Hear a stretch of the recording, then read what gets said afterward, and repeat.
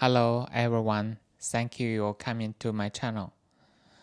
Those days I saw the YouTube in the United States have a terrible disaster.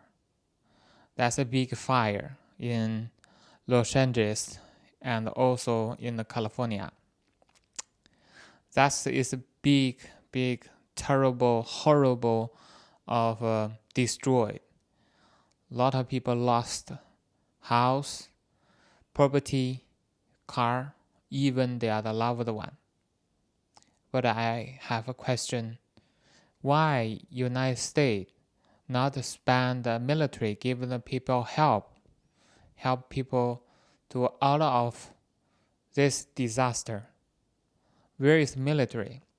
United States spend a lot of money, lot of energy in the other country. Why they not help themselves? Look at China.